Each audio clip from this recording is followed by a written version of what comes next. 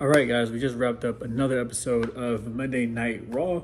This is actually the first Monday Night Raw that I've been able to kind of cover here on this channel. Let me fix my camera just a tad. This is the first Monday Night Raw I've covered on this channel. I went over Saturday night's main event this past weekend and also went over NXT's Battleground. And so tonight we're going to cover Monday Night Raw. And so let's just jump straight into the night. We had Paul Heyman, Braun Breaker, Bronson Reed come out and basically announce why they decided to add Bronson Reed into this new faction with Paul Heyman, Seth Rollins, and Braun Breaker. If I'm honest, it all feels thrown together, but I get it, right? I think they just needed a reason to make it all make sense. I think that when they decided, okay, we're gonna throw Bronson Reed in, they kind of like looked over the fact that him and Seth Rollins just had a rivalry a few months back. And it kind of seems like they're just like, you know what, we'll figure out later, just throw him in there and we'll just see what happens. And so I think they needed to come out tonight and really just kind of give an explanation for that. And they used the fact that, I don't know, Seth is the toughest guy he's ever fought or whatever. Like, it felt very thrown together, but you know what? It is what it is. Stuff happens. However, I wanted to say I was kind of looking at the height of everyone, and they all kind of look the same height. If anything, Seth's taller than Braun and Bronson, and I thought that was a little weird. Like, I think that we need more giants in the WWE. I think we need more people that are just bigger, kind of like how Braun Strowman was, or you know, the Great Khali, or some of those older guys back in the day. And so obviously they came out, they did their thing, and it was what it was. Sorry if you guys hear the dishwasher that's draining right now. It's a lot louder than I thought it was going to be. But anyway, right after that we had Dragon Lee, Penta, and Chad Gable. And honestly, that might have been the best match on Raw since WrestleMania. It was a no disqualification match, but there was no interference. It was just good fighting. I mean, they were all over the place. There was also a few botches in there that they weren't bad botches like Zelina Vega kicking Chelsea Green in the face, but the botches were almost all to Chad Gable. Like, he got dropped on his face by Penta. He got kicked in the face with a boot. That powerbomb was a little too much on his neck. It was just a lot of like slight things in there where it felt like Chad Gable was just getting beat the hell up. However, I think that Chad Gable made that match way better than it actually was. Like, him just being added in there to kind of like lead the group, I thought was really good, and I thought it was a really great decision to add him in there with Penta and Dragon Lee. Overall, like I said, great match. A lot of unpredictable things happening with, you know, Penta taking a W.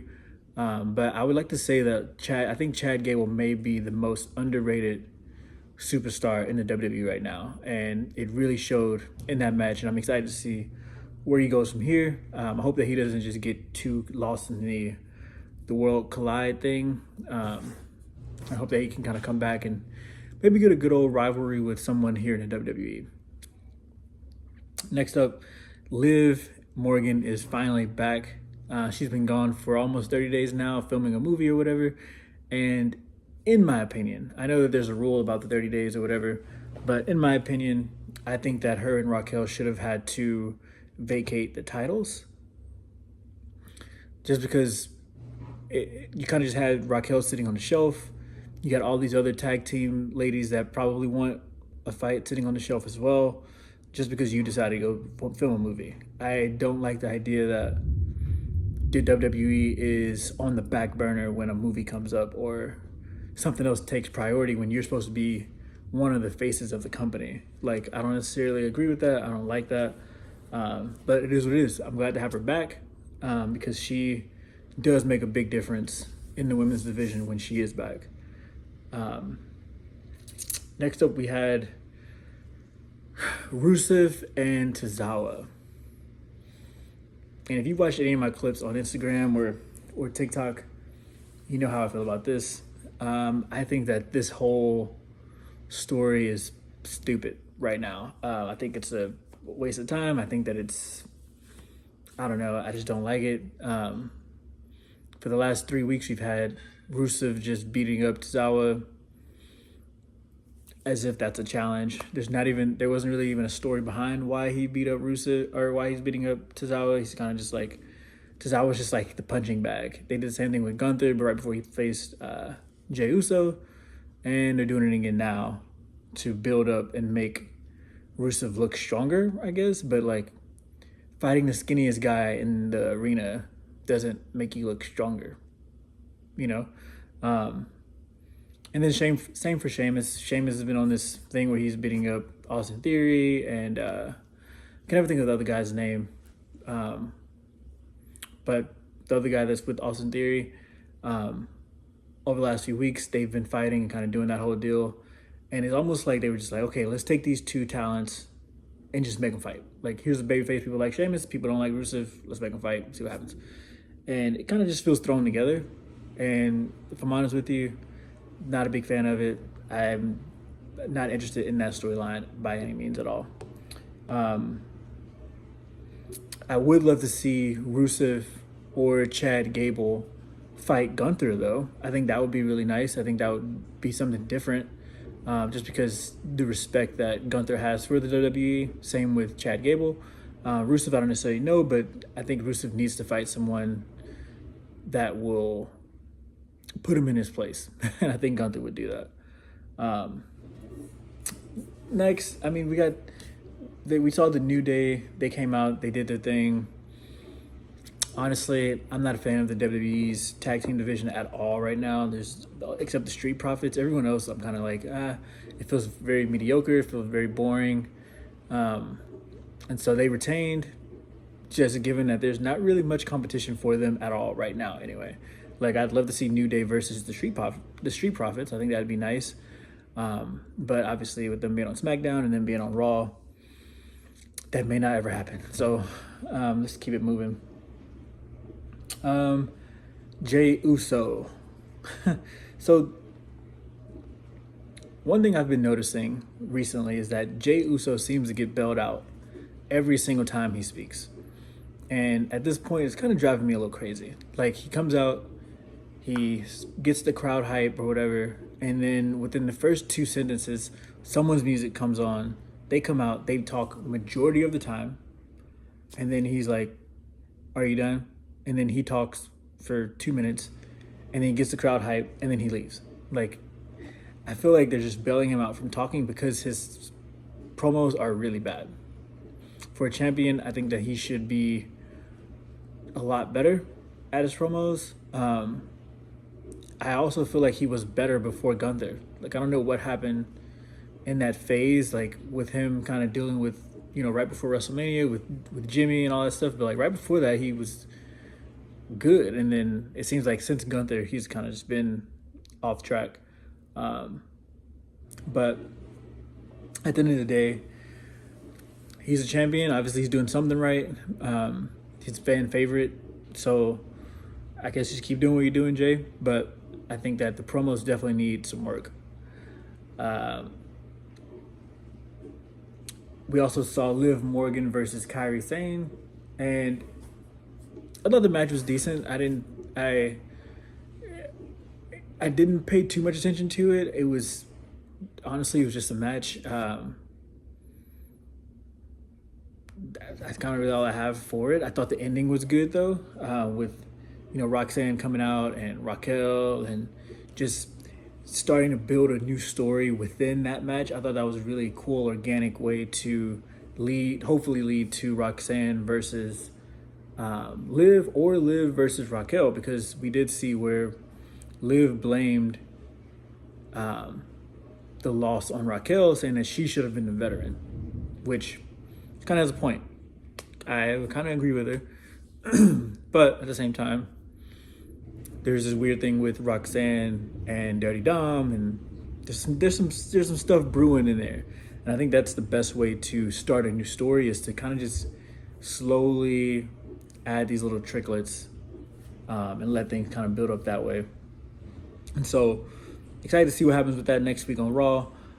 We also had a Rhea Ripley promo with her talking about the ladder match, which I'm super excited to see. I think that she's going to bring a totally different take to the ladder match. We've never seen her in a ladder match before, and so I think this would be a great opportunity to kind of see what she can do in a no rules type of environment. I've never seen her hit someone with a chair. I've never seen her go through a table. I've never seen her on a ladder. It's just all of her hype and all of her fame has come through just regular matches, winning belts, just being herself and kind of going about her business. And so I'm excited to see what she does with this. I'm excited to see if she wins. Hopefully she wins. In my opinion, I think it'll be great to see her win. And if she did win, I would love to see her go to SmackDown. Honestly, I would love to see her fighting with bigger girls. It just feels like on Raw, all the girls are small. Like Liv is small, Io Sky is small, Kairi Sane is small, Roxanne is small, Lyra Valkyria is small. They're all just little girls, and I think that all the real women's power is on SmackDown. You got Jade, you got Bianca, you got Naomi, Nia Jax, Tiffany Stratton, Charlotte Flair. I think that she needs to take her talents over there. Just my opinion, but I think it would be great to see Rhea versus Jade, or Rhea versus Charlotte, or even Rhea versus Tiffany. Honestly, I would just like to see her with bigger girls, because over here on Raw, it seems like she can just overpower everybody, and it doesn't make any sense. We also saw Lyra and Becky, which, if I'm honest with you, Lyra's growing on me a little bit.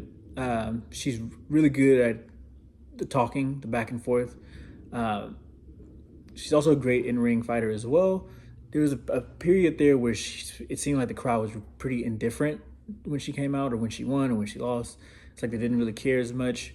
But I think Becky's really helped kind of bring her up a little bit, and kind of just leading the way, honestly. So good job to Becky for making Lyra look better. Karrion Kross, obviously he was talking to Sammy for, I don't know, I think it was 15, 30 seconds, something like that. And I'm hoping that they add him in the WWE more often. I hope that they give him more screen time. Obviously, we all know that they screwed him over with Wrestlemania. I know they're going back to, well, it's not for sure yet, but they're probably going to go back to Las Vegas again next year. And so hopefully they make it up to him by going back. But he definitely deserves more screen time. I would rather see him fight anybody versus see Rusev and Sheamus. Straight up. Honestly, I'd rather see, there's so many people that I would rather him be in there for. But Rusev and Sheamus definitely I could do without. And then last but not least, we had Seth Rollins, Sami Zayn, and Finn Balor, which is a great fight. We all knew Seth was going to win because he does have this faction brewing and coming up. And what would be the point of the faction if he didn't use it, right? Especially in a no DQ match. It was kind of a given that these guys were going to come out and take over and do what they did. I love that CM Punk also came in, did his thing. Same with Jey Uso. He helped out. Like it was a really good ending for Raw. However, it does seem like Raw is kind of ending the same way every week. Like it feels like the main event always has someone interfering, and then it ends on this cliffhanger where, it's CM Punk or, someone standing in the middle of the ring or running away, talking. Like every week for the last 6 months, I'd say 5-6 months, it's kind of been the same ending over and over and over and over and over. It's working, so I don't suggest changing it, but it's just something that I've noticed. But overall, guys, this was a great Raw. When I saw the match card, I honestly was pretty let down by the match card, just because when you just look at it at face value, you're like, this might suck. But honestly, I think that they pulled a lot out of tonight. It was a great follow-up to Saturday night's main event. And honestly, it's a great follow-up to last Monday, because last Monday wasn't necessarily my favorite either. And so I hope that they continue in a good direction from here. I hope that they continue to just build on and build on and build on. But ultimately, I'm excited to see what happens on SmackDown this Friday. So with that, guys, that pretty much wraps up this video. For this Monday Night Raw for Monday, May 26th, I'm going to have to rate this a...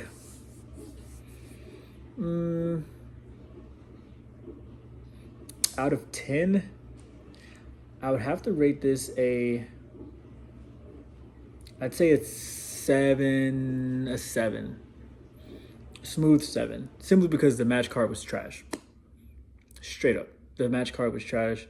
It seems like there's a lot of stuff, a lot of added stories, a lot of beginning of, or like origins of stories that is kind of coming into this tonight. And so it wasn't really a big Monday Night Raw. However, it seemed like a very crucial Monday Night Raw to kind of get some stories started and to continue some other stories. And so 7 out of 10. All right. Well, catch you guys on the next one. Peace.